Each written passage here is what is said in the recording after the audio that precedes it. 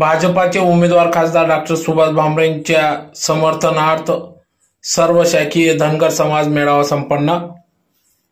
याबाबत वृत्त असे की लोकसभेच्या धुळे मतदारसंघातील Bharatiya Janata Paksha, Shiv Sena, Rashtravadi Congress, Republican Party of India महायुतीचे उमेदवार खासदार डॉ. सुभाष भामरे यांच्या समर्थनार्थ लोकसभेच्या धुळे मतदारसंघ क्षेत्रातील सर्व शाखीय धनगर समाजाचा मेळावा आज सायंकाळी 5 वाजता धुळे शहरातील राम पॅलेस या ठिकाणी संपन्न झाला। तर या कार्यक्रमाप्रसंगी या ठिकाणी सिंदखेडचे आमदार जयकुमार रावल अध्यक्षस्थानी होते, तर खासदार डॉ. सुभाष भामरे प्रमुख पाहुणे होते। तर मतदारसंघातील धनगर समाजातील सर्व शाखीय समाज बांधव या ठिकाणी मोठ्या संख्येने उपस्थित होते। तर यावेळेस भाजप नेते अरविंद जाधव सर, जिल्हा सरचिटणीस बाळासाहेब बदाने, युवा नेते राम बदाने, आशुतोष पाटील, माजी सभापती प्राध्यापक विजय पाटील, सुनील भाऊ वाघ, गोपाल माने, देवेंद्र पाटील, अण्णा खेमनार, संग्राम पाटील, अण्णा पाटील, शांताराम माऊली आदी सर्वच पदाधिकारी या ठिकाणी उपस्थित होते। तर यावेळेस खासदार डॉ. सुभाष भामरे यांना मोठ्या मताधिक्याने लीडने निवडून देऊ असा निर्धार या ठिकाणी धनगर समाजाच्या वतीने करण्यात आला। मतदारसंघातील धनगर समाजातील सर्व शाखीय देशात सर्वात यशस्वी पंतप्रधान नरेंद्र मोदी यांच्या नेतृत्वाखाली केंद्र सरकारतर्फे गेल्या 10 वर्षाच्या कालखंडात सकल धनगर समाजासाठी विविध जनकल्याणकारी योजना राबविण्यात आल्या। लोकसभेच्या धुळे मतदारसंघातील धनगर समाज बांधवांनाही केंद्र शासनाच्या विविध योजनांचा लाभ देण्यात आला। याशिवाय डॉ. खासदार सुभाष भामरे यांनी गेल्या 10 वर्षात लोकसभेच्या धुळे मतदारसंघात सुलवाडे, जामफळ, कानोली उपसा सिंचन योजनेसह अक्कलपाडा प्रकल्पाचे काम पूर्णत्वास नेणे, अक्कलपाडा प्रकल्पास 100% जलसाठ्यासाठी आणखी 100 कोटी रुपये निधी आणून शेतजमिनीचे अधिग्रहण करणे, त्याद्वारे प्रकल्पाच्या डाव्या उजव्या कालव्यांमध्ये लाभ क्षेत्रातील विविध गावांना अधिकाधिक पाणी उपलब्ध करून देणे, धुळे नरडाणा रेल्वे मार्गाची पूर्ती, जिल्ह्यात केलेले 6 राष्ट्रीय महामार्ग, जलजीवन मिशन अंतर्गत गावागावात सुरू असलेली पाणी पुरवठा योजनांची कामे, विविध गावांसह मुख्य रस्त्यांची कामे या विविध विकास कामांसह कल्याणकारी योजनांची माहिती धनगर समाजातील सर्व घटकांना मिळावी या हेतूने या ठिकाणी राम पॅलेस या ठिकाणी हा धनगर समाज मेळावा या ठिकाणी पार पडला। तर यावेळेस सर्व धनगर समाजाच्या वतीने डॉ. सुभाष भामरेंना मोठ्या मताधिक्याने निवडून देऊ असा विश्वास निर्धार या ठिकाणी करण्यात आला। त्या पुण्यश्लोक महाराणी अहिल्याबाई होळकरांचं जे ओझळ होतं, जे आईचं गाव होतं ते चौंड्या, तिथं अहमदनगर असं एका मुसलमानाचं नाव त्या जिल्ह्याला दिलं गेलं आहे। म्हणून तिथल्या स्थानिक समित्या वारंवार सांगत होत्या की येत्या देशाला देव देश धर्म स्वीकारणारे आमचा पुण्यश्लोक अहिल्याबाई होळकर यांनी संबंध देशाला विश्वाची माझे घर म्हणून सगळ्यांची सेवा केली आणि ती मुलगी आमची होती, म्हणून या नगर जिल्ह्याला आपण पुण्यश्लोक अहिल्यादेवी होळकर नाव द्या। परंतु काँग्रेस आणि राष्ट्रवादी सरकारनं ते दिलं नाही। ते देण्याचं काम जर का कोणी दिलं असेल तर जयकुमार भाऊंच्या, फडणवीसांच्या सरकारनं दिलेलं आहे। या गोष्टी आपल्याला कधीही विसरता येणार नाहीत। तुम्हाला स्मरणात असेल आपल्या जयंती आणि पुण्यतिथ्या कोणत्या शाळेमध्ये कधी व्हायच्या? अजिबात व्हायच्या नाहीत। परंतु जय भाऊंच्या सरकारनं, फडणवीस साहेबांच्या सरकारनं शासकीय इसमामध्ये पुण्यश्लोक अहिल्याबाई होळकरांची जयंती साजरी होते, त्या दिवशी सुट्टी दिली जाते। हा सन्मान कोणाचा आहे? हा भारतीय जनता पार्टीचा सन्मान आहे, हा पुण्यश्लोक अहिल्याबाई होळकरांचा गौरव आहे, हा धनगर समाजाचा गौरव आहे। एवढ्यावरच भारतीय जनता पार्टी थांबली नाही। या भारतामध्ये 300-350हून अधिक संस्थानं होती, परंतु मोदी साहेबांचा संकल्प देव देश आणि धर्म, या देव देश धर्म पाळणाऱ्या लोकांसोबत कायमच मोदी साहेब असतात आणि म्हणून पुण्यश्लोक अहिल्याबाई होळकरांचा सुद्धा हेतू तोच होता, देव देश आणि धर्म। म्हणून या 350 राजांचे पुतळे, स्मारक काशी विश्वनाथ या ठिकाणी बसवले नाहीत, त्या ठिकाणी एक फक्त पुण्यश्लोक महाराणी अहिल्याबाई होळकरांचं स्मारक बसवलं। हा इतिहासाचा नोंद नोकरी दिली असेल, गावागावात 2 गटांमध्ये भांडणी लावण्याचा प्रयत्न केला असेल। या व्यतिरिक्त काँग्रेस आणि राष्ट्रवादी सरकारनं सर्वसमावेश सार्वजनिक असे मुद्दे कधीच मांडले नाहीत। म्हणून आपल्याला येणाऱ्या काळामध्ये भारतीय जनता पार्टी सोबत राहावं लागणार आहे। एवढ्यावरच नाही, अगदी शरद पवारांच्या मातोश्रीचं नाव बारामती वैद्यकीय महाविद्यालयाला दिलं जाणार होतं आणि घटना जेव्हा फडणवीस साहेबांना माहिती पडली, त्यांनी फॅक्स करून बारामतीच्या वैद्यकीय महाविद्यालयाला पुण्यश्लोक अहिल्याबाई होळकर वैद्यकीय महाविद्यालय नाव देऊन धनगर समाजाचा आणि पुण्यश्लोक अहिल्याबाई होळकरांचा गौरव केलेला आहे. भाऊ बाबासाहेब जे आपण देऊ शकतात त्या कोणत्याही पार्टीनं भारतीय जनता पार्टी सोडून आपल्याला कोणतीही पार्टी न्याय देऊ शकत नाही. म्हणून आपल्याला भारतीय जनता पार्टी सोबत उभं राहावं लागेल, आपल्याला बाबांसोबत उभं राहावं लागेल, आपल्याला जयकुमार भाऊंसोबत उभं राहावं लागेल, आपल्याला धुळे ग्रामीणमध्ये जो उमेदवार असेल त्याच्या मागे उभं राहावं लागेल. आणि जेव्हा आपण यांच्या मागे उभे राहू, ते निवडून येतील, तेव्हा आपले कुठे ना कुठे मार्ग काढण्याचा ते प्रयत्न करतो. बांधवांनो, बोलण्यासारखं खूप आहे, परंतु मला प्रास्ताविक भाषण दिलेलं आहे म्हणून प्रास्ताविक भाषण हे छोटंसं असतं, म्हणून मी माझं भाषण थोडक्यात संपवण्याचा प्रयत्न करतो.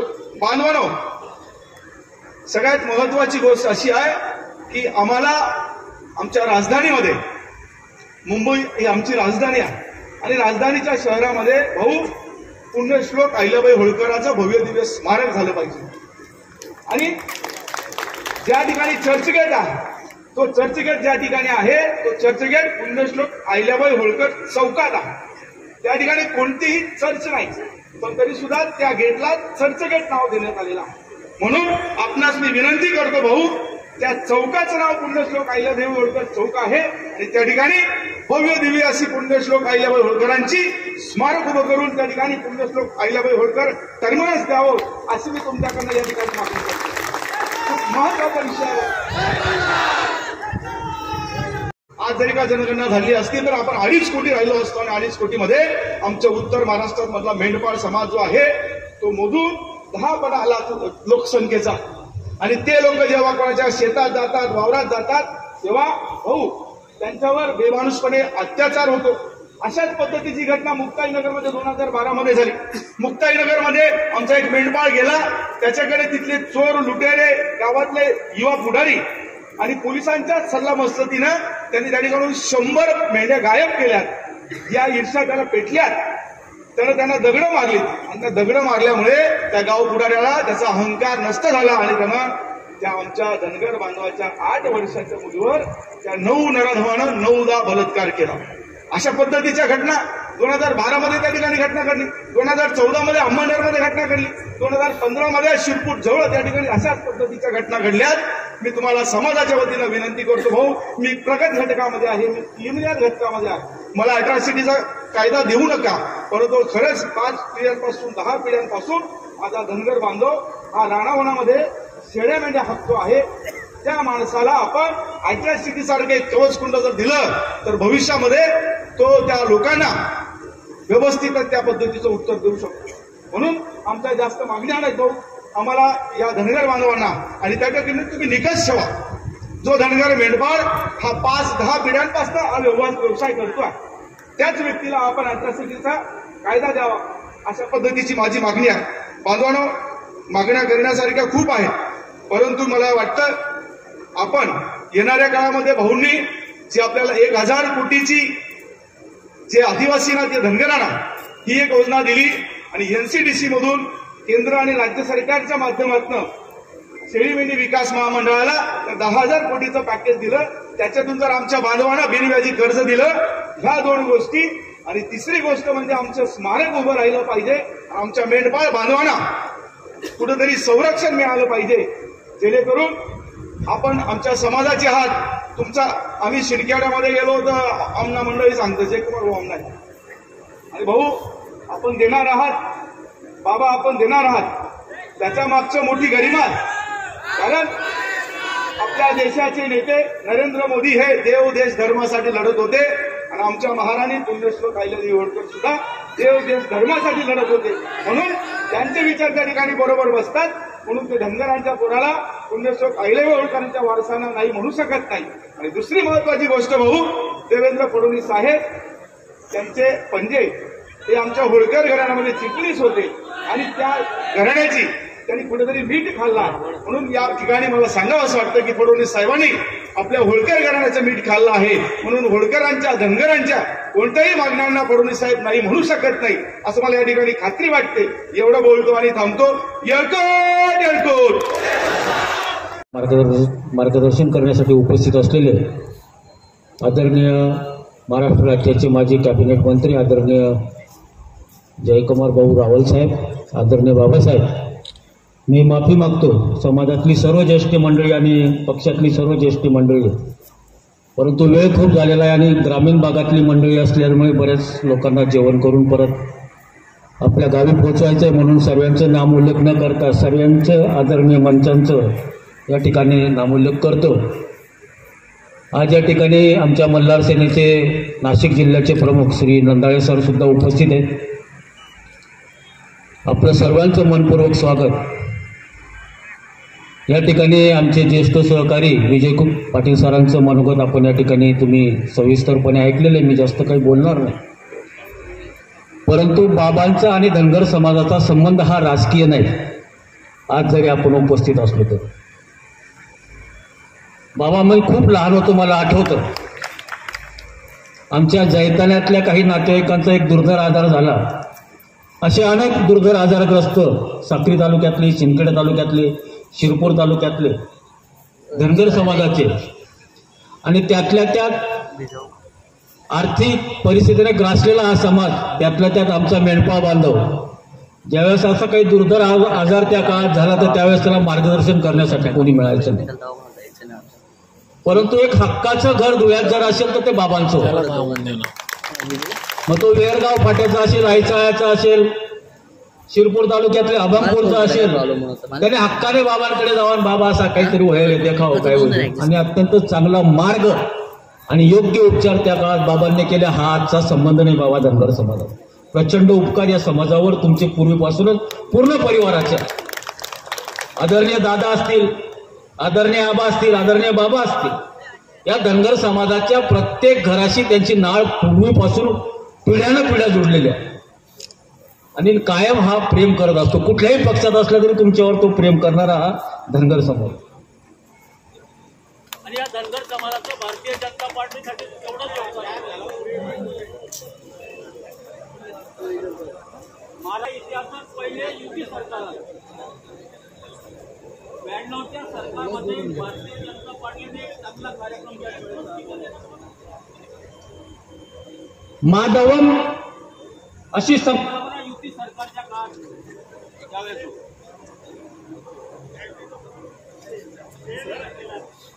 ही महाकल्पना, ही माधवन संकल्पना अशी होती, वर्षानुवर्ष काँग्रेसच्या पाठीशी किंवा त्यांच्याशी बांधला गेलेला धनगर समाज हा भारतीय जनता पार्टीशी जोडला जावा म्हणून माळी, धनगर, वंजारी आणि मराठा अशा सर्व समाजाला एकत्र करून भारतीय जनता पार्टीच्या पाठी उभे करण्याचं काम युती सरकार ज्यावेळेस मनोहर जोशी मुख्यमंत्री झाले त्या निवडणुकीच्या काळात आदरणीय अण्णासाहेब डांगे, आदरणीय नाथ परांडे, आदरणीय गोपीनाथराव मुंडे साहेब, आदरणीय कुणकर साहेब, मोतीरामजी लहाने साहेब, या काळात त्यांनी संपूर्ण महाराष्ट्रातला धनगर समाज, वंजारी समाज, त्याचप्रमाणे मराठा समाज हा भारतीय जनता पार्टीच्या पाठीमागे उभा केला। म्हणून त्या काळात युतीचं सरकार आलं असं त्या काळातल्या सर्व भारतीय जनता पार्टीच्या नेत्यांनी सांगितलं। भारतीय जनता पार्टीलाच मतदान का असा अनेक प्रश्न आता काही लोक विचारतात। मी काही काळ दुसऱ्या पक्षांमध्ये काम केलेलं आहे। युती सरकारच्या काळामध्ये चोंडीचा प्रश्न ज्यावेळेस निर्माण झाला त्यावेळेस अहिल्यादेवीचं जन्मस्थान महाराष्ट्रातल्या धनगर समाजाला पाहिजे। महाराष्ट्रातल्या धनगर समाजाला खऱ्या अर्थानं अहिल्यादेवीचं जन्मस्थान जर दाखवलं असेल तर त्या काळातल्या भारतीय जनता पार्टीच्या सरकार। परत एकदा नामोल्लेख करतो, काही लोकांना ऐकू आलं नसेल।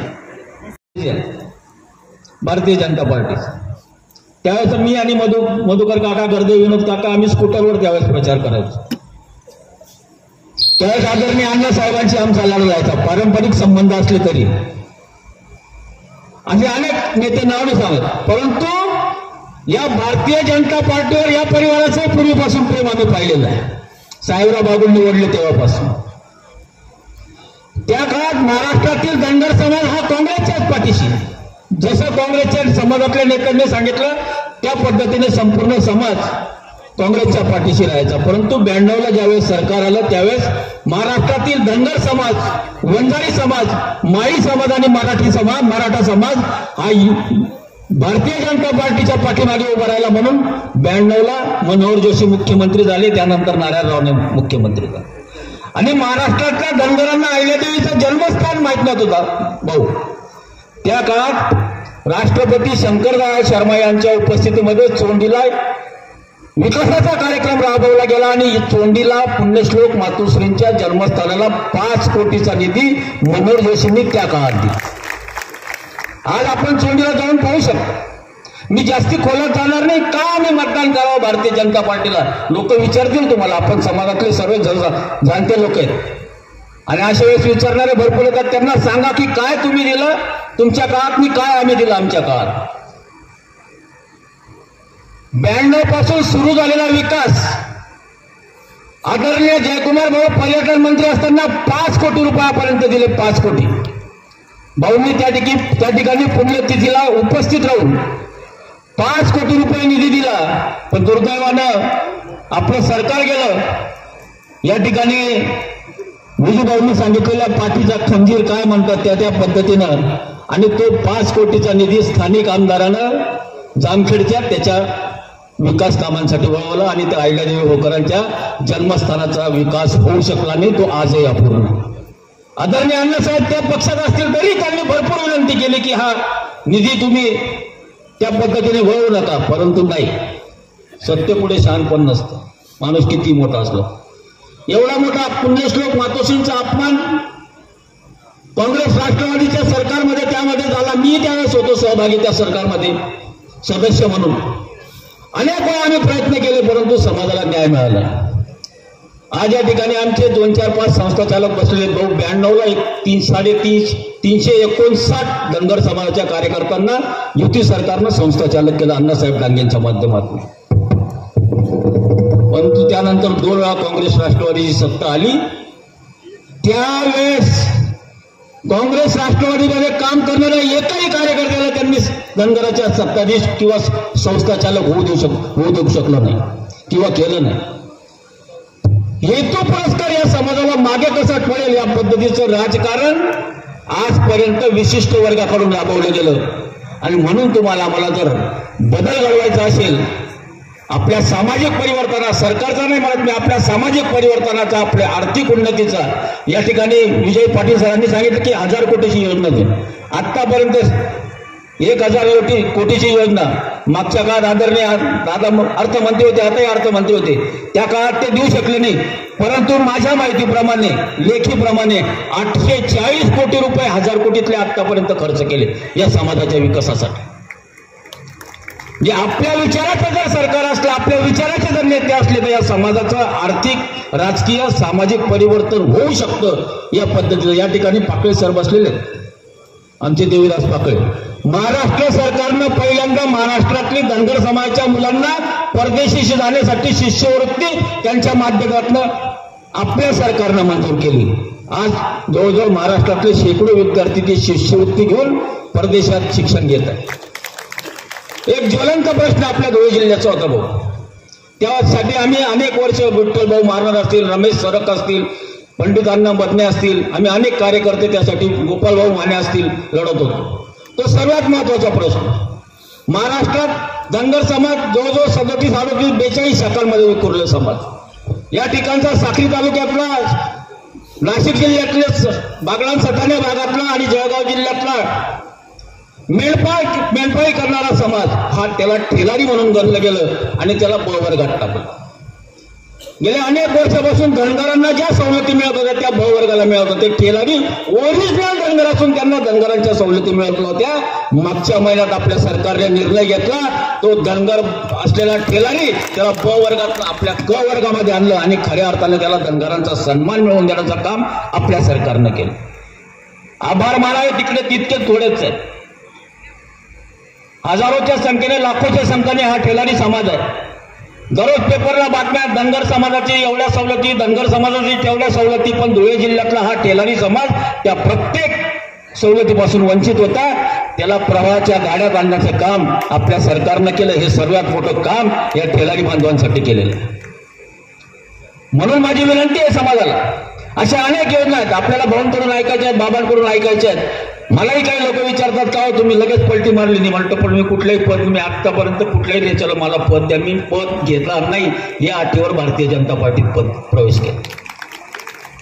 मी पद घेणार नाही, कुठला आर्थिक लाभाचा नाही, पक्षाचा नाही, प्रामाणिक कार्यकर्ता म्हणून, कारण माझी शेवटची इच्छा होती. सुरुवातही मी हिंदुत्ववादापासून केली होती, माझा शेवटचाही अंत हिंदुत्ववादातच जावा, त्याच शालीने मला मरण यावं हाच माझा प्रश्न. हिंदू एकता हिरामन गोविंदपासून कामाला सुरुवात केली आतापर्यंत. मधला काळ आदरणीय अण्णासाहेब डांग्यांवर काही अन्याय झाला पक्षामध्ये, तो वादाचा विषय मी वेगळ्या मार्गाने गेलो, परंतु आमचं मन तन सर्व तुमच्यासोबत आणि त्या पद्धतीने काम आमचे शिंदखेडा तालुक्यातले सेकंदारांपासून ते सर्व कार्यकर्ते सांगते. सुनील वाघ धनगर समाज महासंघाचा कार्यकर्ता फक्त राष्ट्रवादीमध्ये, ते सर्व तुमच्या बीजेपीमध्ये. अशी परिस्थिती होती. माझी विनंती या ठिकाणी आमचे नंदाळे सर बसलेले, या ठिकाणी मल्हार सेनेचे प्रमुख, सटाणा बागलांमध्ये घराघरात या माणसाला पुजलं जातं. मेंढपा असो, धनगर असो, कुठलाही असो, हाटकर असो, कुठल्याही शाखेसाठी हा माणूस रात्रंदिवस स्वतःची आर्थिक परिस्थिती कमकवत असताना सुद्धा पोहत असतो. अशी माणसं आपल्या बरोबर असल्यामुळे निश्चितपणाने त्या सटाणा बागलांमध्ये कोणी काही म्हणत असेल, पण त्यांच्यापेक्षा लाखाच्या जास्तीनं लीड आपल्या पक्षाला मिळेल अशी माझी खात्री. आम्ही फिरतो बाबा, आम्ही वारकऱ्यांमध्ये फिरतो, आम्ही समाजातल्या प्रत्येक गावांमध्ये फिरतो. मी विनंती केली इथल्या शहराध्यक्षांना, मला सुपर वॉरियर करू नका, मला तर बाहेर फिरू द्या. खूप वर्षानंतर मला प्रामाणिकपणे काम करण्याची संधी मिळालेली आहे. आम्ही प्रत्येक गावागावात स्थानिक कार्यकर्त्यांशी, समाज बांधवांशी चर्चा, अत्यंत चांगलं वातावरण आहे. लीड याच्यापेक्षा निश्चित वाढेल या दृष्टीने हा समाजाचा प्रत्येक कार्यकर्ता विनंती, तुम्हाला हात जोडून विनंती, आपला जर विकास करायचा असेल, आपल्या समाजाला जर चांगली दिशा मिळायची असेल तर आदरणीय बाबांचा विजय आपल्यासाठी फार महत्वाचा आहे. एक लक्षात घ्या, आरक्षण हे प्रश्न लढ्याने सुटणारे प्रश्न आहेत, त्याच्याशी निवडणुकीची सांगड घालू नका. यांनी दिलं नाही, त्यांनी दिलं नाही, हा वादाचा मुद्दा नाही. तुम्ही आम्ही धार्मिक विचाराच्या वारसाच्या पुण्यश्लोक अहिल्या देवींचे वारस आहोत, हा सर्वात महत्वाचा मुद्दा तुमच्या मनात. पुण्यश्लोक मातोश्रींनी हा हिंदू धर्म जिवंत ठेवण्यासाठी जे काही काम केलंय ते तुम्हाला सांगण्याची गरज नाही, तुम्ही सर्व जाणते आहात. आणि तेच काम आपले परमपूजनीय पंतप्रधान मोदीजी करतायत. त्यांना शक्ती देण्याचं काम, आणि ती शक्ती या ठिकाणी बाबांच्या रूपानं त्यांना मिळावी या दृष्टिकोनातून आपण सर्वांनी 20 तारीख फक्त धनगर समाजाचं मतदान त्यांना पडेल हा प्रयत्न नको. गावागावातनं प्रत्येक कार्यकर्ता हा धनगर, तोच पाटील, तोच मराठा, तोच माई, तोच साई, तो फक्त भारतीय जनता पार्टीचा कार्यकर्ता गावातनं 100% मदत त्या ठिकाणी कसं पोहोचवेल या दृष्टीने प्रत्येक कार्यकर्त्याने त्या ठिकाणी आपलं काम करावं अशी मी तुम्हाला हात जोडून विनंती करतो. आणि बाबांच्या एकूट आज या धुळे लोकसभा मतदारसंघातील धनगर समाजाचे आमचे बांधव मोठ्या प्रमाणात आलेले आहेत. मी आपल्या सगळ्यांचे स्वागत करतो. आणि या कार्यक्रमासाठी ज्यांची प्रमुख उपस्थिती आहे ते आपल्या सगळ्यांचे लाडके नेते तो भारतीय जनता पक्षाने केलेला आहे. मगाशी सुनील भाऊंनी अण्णा डांगेंचं उदाहरण दिलं. युतीच्या वेळेस मंत्री होते आणि आपले लाडके उपमुख्यमंत्री आदरणीय देवेंद्र भाऊ जेव्हा मुख्यमंत्री झाले 2019ला, आणि त्यावेळेस खऱ्या अर्थाने धनगर समाजाचा महत्वाचे निर्णय झाले आणि अनेक सुविधा धनगर समाजाला त्याच्या माध्यमातून देण्यात आला. 1000 कोटीचं पॅकेज देण्यात आलं. आणि आता नंदाळे साहेबांनी आणि आपण सगळ्यांनी जी अपेक्षा केलेली आहे ती अपेक्षेसाठी भारतीय जनता पक्ष कटिबद्ध आहे. या धुळे लोकसभा मतदारसंघात बागलांचे भरपूर लोक आलेत. भाऊ मगाशी केळझर तारीख क्रमांक 8 वाढीव त्या गावातले जे मंडळी आले असेल त्यांना मी एक शब्द देतो. SLTC कडे प्रकरण गेलेलं आहे. नियामक मंडळाने आपल्याला परमिशन दिलेली आहे आणि हे आचारसंहितेचा पिरियड गेला की पहिलं काम ते होणार आहे. बागलाण तालुक्यातील आपण कालव्याचे सगळे प्रश्न सोडवलेले आहेत. त्याच्यामुळे नंदाळे सर आपण बिलकुल चिंता करू नका, हे काम होणार आहे.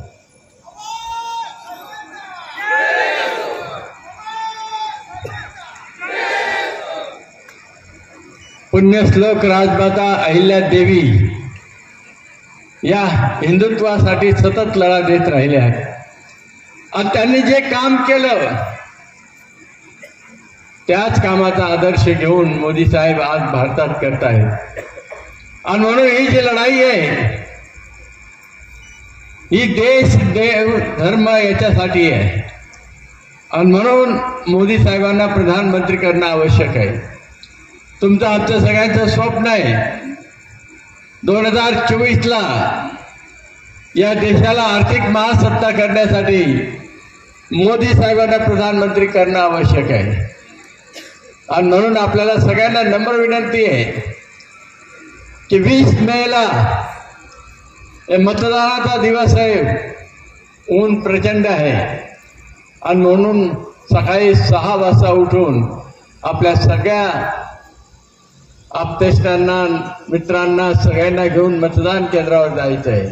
आणि मतदान केंद्रावर गेल्यानंतर EVM मशीनवर महायुतीचा उमेदवार म्हणून सुभाष रामराव भामरे हे माझं नाव लिहिलेलं असेल आणि त्याच्यासमोर कमळाचं चिन्ह असलेलं बटन दाबून प्रचंड मोठ्या मतांनी निवडून द्यायचं आहे. आपलं सगळ्यांचं स्वप्न पूर्ण करायचं आहे. मोदी साहेबांना पुन्हा प्रधानमंत्री करायचं आहे. धुळे ग्रामीण असेल, शिंदखेडा असेल किंवा बागलाण असेल, सिंचनाचे प्रश्न सगळे सोडवण्यात आपण यशस्वी झालेलो आहे. हे आपल्यासमोर हे सगळे काम आहेत आणि म्हणून मी जास्त वेळ घेणार नाही. आपल्याला जयकुमार भाऊंचंही ऐकायचं आहे भाषण मनोगत आणि जेवणाची वेळ भारतीय जनता पक्षाच्या माध्यमातून झालेले आहे.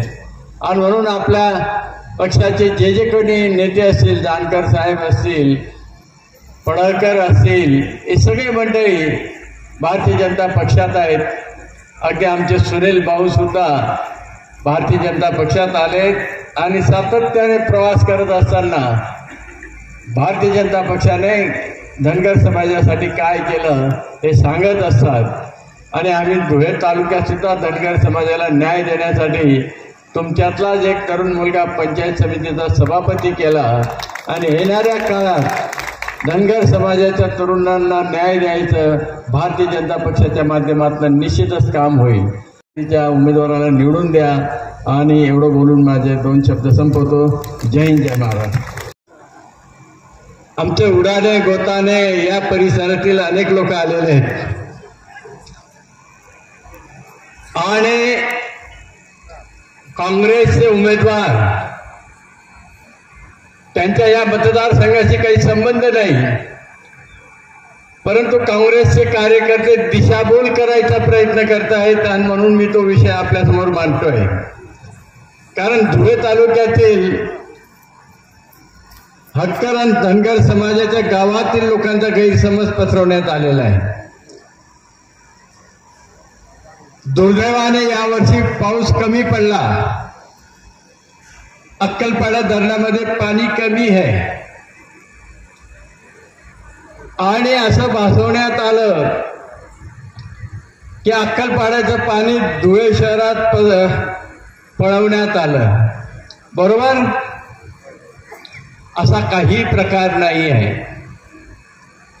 अक्कलपाड्याचा उजवा कालवा असेल, डावा कालवा असेल, या कालव्यातील लोकांना सातत्याने जेव्हा जेव्हा होतं आपण पाणी पुरवठा करायचा प्रयत्न केलेला आहे.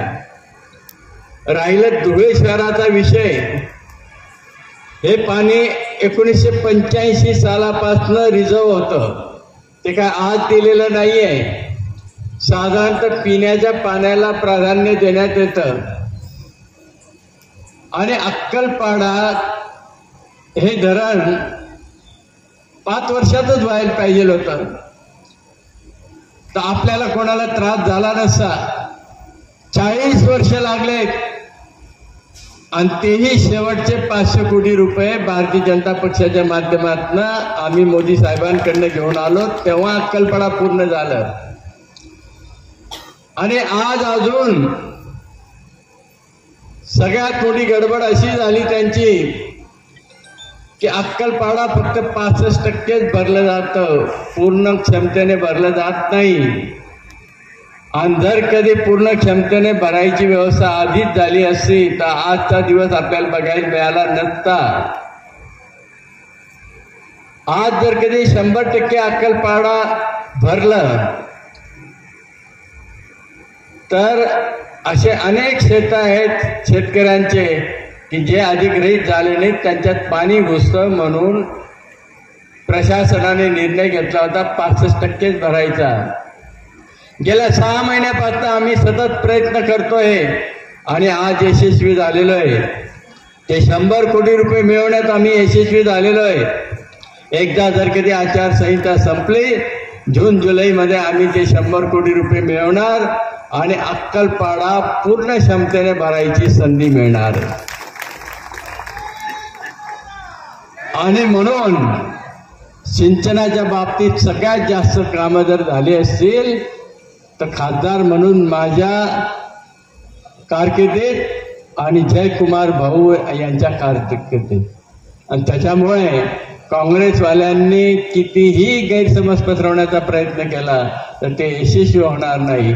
आणि म्हणून येत्या जूनमध्ये जेव्हा अक्कलपाड्यात पावसाळा चालू होईल आणि वरून पाणी येईल, पूर्ण क्षमतेने जर कधी वाढलं तर त्याची क्षमता अजून 40% वाढणार आहे.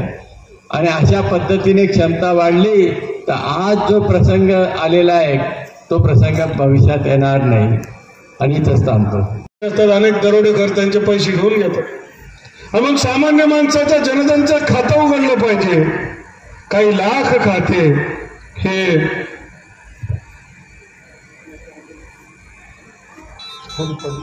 ते उघडले तर माझी आणि इथली जी बरेच मंडळी धनगर समाज पिढ्यानं पिढ्याचा संबंध आहेच आहे.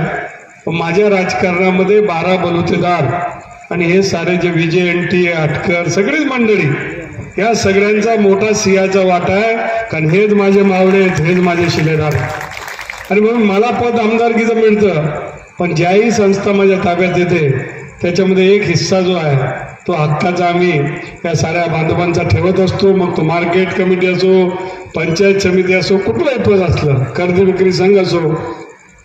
आणि या माध्यमातून ऋणानुबंध माझ्या जीवनामध्ये काम करत असताना प्रत्येक राजकीय कार्यकर्ता काही ठराविक विषयांवर काम करतो. अनेक समाजामधले जे वंचित असलेले घटक आहेत त्यांच्यासाठी काम करत असताना माझं विशेष ठेलारी समाजाबद्दल विशेष प्रेम आहे. कारण मी लहानपणापासून त्यांना रस्त्यावर जात असताना त्यांची परिस्थिती म्हणजे एखाद्या आज समाजामधला सर्वात मागासलेला वर्ग कुठला असेल तर या रखरखत्या उन्हामध्ये सुद्धा आपल्या मेंढ्या घेऊन, आपल्या मुलं घेऊन, आपलं घर घेऊन हे सगळे लोक फिरत असतात आणि अत्यंत दयनीय परिस्थिती असते. पण दुर्दैवाने मागच्या 70 वर्षामध्ये त्यांच्यावर न्याय झाला नाही, त्यांचा विचारही झाला नाही. कारण की अशी परिस्थिती वागसाप झाली होती की आमचे बांधलेले आहेत, हे आमच्या मेंढ्यांना जसं आपण चकचक केलं तर त्या इकडे येऊन जातील, तसं काँग्रेस आणि राष्ट्रवादीला वाटत होतं जी जुनी की आता जी आलेली बदललेली आलेली आहे. आणि म्हणून हे काँग्रेसी कार्यकर्त्यांना वाटत होतं की आम्ही सांगू तसं जे करतील त्यांचे निवडक पुढाऱ्यांना आपल्या ताब्यात ठेवायचं, यांना हुशार करायचं नाही, यांना जागे करायचं नाही, यांना शिकवायचं नाही, यांना काही द्यायचं नाही, यांना तात्काळ ठेवायचं आणि आपल्या मतदानाचा वापर करायचा. अशाच पद्धतीने यांनी पिढ्यानं पिढ्या केल्या, नावं मोठमोठी घेतली, भाषणाबद्दल बोलले. आज बारामती मतदारसंघामध्ये धनगर समाजाचं मोठं महत्व आहे. अरे पण तुमच्याकडे मुख्यमंत्री होतं, पद होते, महाराष्ट्राच्या तुम्ही चक्कर फिरवायचे आणि फिरवता फिरवता मग यांचं काय लक्ष झालं नाही का तुम्हाला 70 वर्षामध्ये? स्वतःला पुरोगामी समजणारे नेते मग 70 वर्षात तुम्हाला दिसले नाही का की जे रस्त्यावर फिरतात ते, झोपड्यामध्ये राहतात ते, कोणीतरी गावाचा नेता मोठा येईल, अरे एक मिनिट देऊन जर एक कोणतं तरी रील आलंय परवाच्या दिवशी मोठा बुलेटवर येतो तो आणि डायरेक्ट मेंढी घेऊन जातो आणि खरे असं तसं बोलतो. तर हे प्रसंग हे अनेक घडलेले आहेत आणि त्याच्यासाठी संघर्ष करण्याचे अनेक वेळा प्रसंग आले ते आम्ही केलंय की एखाद्या जंगलामध्ये आता मोकळं जंगल आहे, मेंढी गेली, आता मेंढीला समजलं असतं तर काय वेगळे दिवस आले असते. पण ती मेंढी गेली अरे तर केवढं त्याच्यामधनं माझा चारा खाल्ला, माझ्या एखादा खाल्ली बिचारा बुक्क जनावर आहे, ठीक आहे आम्ही आमच्या रस्त्याने चाललं जातो, बा तुझी इच्छा नाही, पण तरी अडवणं, त्रास देणं, पैसे घेणं आणि ते म्हणजे तो 4-5 रुपयाचा आणि 5,000 रुपये मागून घेणं, उपर मारामार करणं, या सगळ्या प्रसंगाला हा